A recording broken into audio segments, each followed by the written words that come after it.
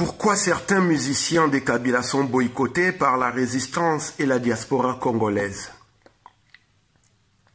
L'artiste est un éducateur des masses. Quand il devient célèbre, il se transforme en leader d'opinion.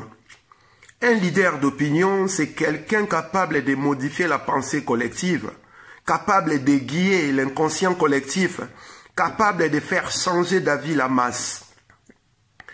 Le leader d'opinion est libre de sa pensée, mais en situation de déshumanisation du peuple, l'artiste, le leader d'opinion, est dans l'obligation de se ranger derrière le peuple, sinon les réveiller de sa léthargie. Il ne peut plus être toléré que les leaders d'opinion alimentent l'anesthésie qui sert à anéantir les peuples. Dans la situation comme celle que vit le Congo, nous ne pouvons pas accepter que les artistes leaders d'opinion puissent se ranger derrière les oppresseurs, qu'ils fassent les trois singes chinois. Je n'ai rien vu, je n'ai rien entendu et je n'ai dit rien. Il est de notre devoir de réveiller ces artistes pour la cause commune. Au Congo, il est question de plus de 12 millions de morts en 22 ans. Il s'agit d'un génocide silencieux où le peuple congolais est massacré littéralement par des troupes étrangères. Il s'agit d'une guerre à basse tension imposée à ces pays par les multinationales occidentales, la communauté internationale et leurs proxys dans la région des Grands Lacs. Au Congo, il s'agit d'un viol multiple sur l'humain. Hommes, femmes, enfants, jeunes et vieux y passent à ces rituels de soumission et traumatisme qu'appliquent des forces, ce qui occupe les pays depuis 1997. En 2001, International Rescue parlait déjà de plus de 6 millions de morts. Il parlait d'un génocide, il parlait de 48 viols par heure, dans un rapport publié parlant des atrocités au Congo. Depuis ce rapport de International Rescue, la situation s'est empirée en usurpation du pouvoir en 2006, coup d'état militaire et constitutionnel en 2011, direction par défi abrogeant la Constitution en 2016 et la moquerie universelle sur les choix du peuple aux dernières élections le 30 décembre 2018. Les mêmes éléments qui sont responsables du génocide au Congo, dans le silence total des artistes célèbres, sont ceux-là même qui sont en train d'abrutir, assujettir les peuples depuis le 2 octobre quand les troupes étrangères ont lancé leurs hostilités contre le Congo, la République à démocratiser du Congo que nous appelons tristement RDC. Comment comprendre que dans un pays où le peuple est chosifié, les leaders d'opinion que ce même peuple a fabriqué se taisent ou fassent l'apologie aux occupants, si ce n'est se moquer de cette population, d'insulter cette population et de tourner en dérision cette diaspora qui soutient ces pays qui est quasiment dans un état d'inanition totale. Comment expliquer que les artistes qui en ces jours impies devraient préparer les jours meilleurs pour le peuple, en leur parlant à travers leurs œuvres, choisissent de célébrer les tortionnaires au détriment du peuple. Ils choisissent la distraction au détriment de la conscientisation. Ils choisissent l'endormissement au détriment de l'éveil patriotique. Comment tolérer que tout le monde parle de viols au Congo pendant que ces artistes nous montrent la dépravation de tout genre? Nous allons continuer les boycotts jusqu'à gain de cause. C'est une obligation patriotique et nous allons gagner de gré ou de force. Pourquoi vous ne comprenez pas que les boycotts des artistes qui ont des accointances avec les pouvoirs en place est aussi une forme transversale de faire l'éveil patriotique? Nous sommes dans l'horizontalité de la lutte et nous devons nous déployer dans les âmes des Congolais. Ne croyez-vous pas que Kofi Olomide, Ouerason, Jubin Piana, Ferré, Héritier, Wazekwa, tous réunis soient capables de conscientiser le peuple congolais?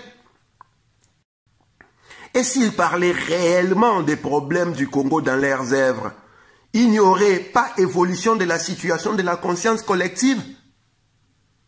Entre moi, Zoro Bilel et Kofi Olomide et Kabila, qui les Congolais écoutent le plus? Entre moi, Zoro Bilel, Kofi Olomide et Félix Silomo Bizimungu Pétain Wakanambe, qui les Congolais écoutent le plus? Le leadership d'opinion est un travail de lumière. La lumière apporte la conscience de la réalité et la vision du vrai. Le leader d'opinion doit réveiller le peuple. L'artiste est un vecteur de la vérité au peuple. Comment expliquez-vous que ces artistes qui devaient véhiculer du vrai, qui devaient véhiculer les justes, qui devaient véhiculer les bons à cette population meurtrie, soient ces artistes-là qui vont faire danser, sosifier la femme congolaise, exposer la femme congolaise sous ses mauvais draps? Voyez-vous les comportements de Kofi Olomide vis-à-vis du peuple congolais, en l'occurrence de la diaspora congolaise? Ce comportement est un comportement de quelqu'un qui respecte ces peuples-là. Il vous parle du changement au Congo. Est-ce qu'il y a vraiment eu changement au Congo? Comment comprenez-vous que les responsables du génocide du Congo, les responsables des meurtres extrajudiciaires, d'incarcération extrajudiciaire, les responsables des viols sur hommes, femmes, enfants, jeunes et vieux, puissent encore circuler à Kinshasa au Congo librement alors que Kofi Olomide prétend qu'il y ait eu un changement au Congo? Ce message n'est pas singulier pour Kofi Olomide. C'est un message que j'adresse à tous les artistes et musiciens congolais qui se sont singularisés pendant les 22 dernières années à louanger les dictateurs, les fossoyeurs, les meurtriers, les génocidaires, congolais en particulier et africains en général. Le boycott va continuer et c'est lui qui va continuer à venir titiller la résistance congolaise. Nous allons lui répondre à la hauteur de la provocation. Mise en garde à toi, Kofi Olomide, Antoine Agbe Pamumba.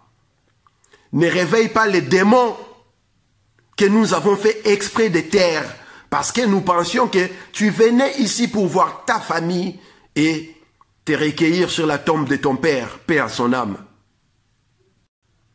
Ne profite pas de l'occasion pour danser sur les nez des Congolais, sur les nez de la diaspora congolaise et sur les nez de la résistance congolaise. Devrais-je te dire que ton dossier au tribunal de Nanterre souffre de vices de procédure? Veux-tu que nous allions travailler dans ce sens-là? Penses-tu qu'il y a des artistes qui manquent pour témoigner à charge contre toi sur les perversions dont tu es accusé, dont tu es condamné? Comment pouvons-nous comprendre qu'un monsieur qui est tenu des propos indigents, des propos indigestes, des propos déconcertants vis-à-vis de la diaspora congolaise, vis-à-vis de ce peuple qui a fait de lui ce qu'il est devenu, puisse tenir aujourd'hui des propos avec désinvolture totale, en se moquant même des journalistes qui posent des questions? À un moment donné, il faudra arrêter de rigoler. Message à toi, Kofi Olomide, et à tous ces artistes. Nous allons faire de notre mieux pour que cette sanction puisse perdurer tant que le peuple congolais sera dans la souffrance, tant qu'il n'y aura pas de l'eau courante, de l'eau potable au Congo, tant qu'il n'y aura pas d'électricité au Congo, tant que le salaire du Congolais moyen ne sera pas décent, tant que le Congolais n'habitera pas sur des toits décents, tant que la justice, la vérité, la réparation ne sera pas appliquée sur les victimes de 22 ans des atrocités du génocide congolais que subit le peuple encore aujourd'hui. Tant que les assassins de Rossi Chimanga, d'Armand Tungulu, de Floribert Chebeya, de Fidel Bazam, de Thérèse Kapangala, d'Eric Boloko, d'Eric Kouloula, de tous ceux qui ont baissé leur âme pour la cause du Congo, tant que ces assassins-là ne seront pas incarcérés, ne seront pas interpellés, ne seront pas passés à la case judiciaire, le boycott continuera. Il n'y a pas de changement au Congo. C'est juste la figure d'époux qui a été changée. L'occupant porte un autre masque, mais dans le fond, il reste les mêmes. Donc arrêtez de venir faire les chants des Siréniens ici dans la diaspora. Moi, la maële ayo kaka Kofi Olomide. Moi, la maële ayo kaka. Mengu Mengu.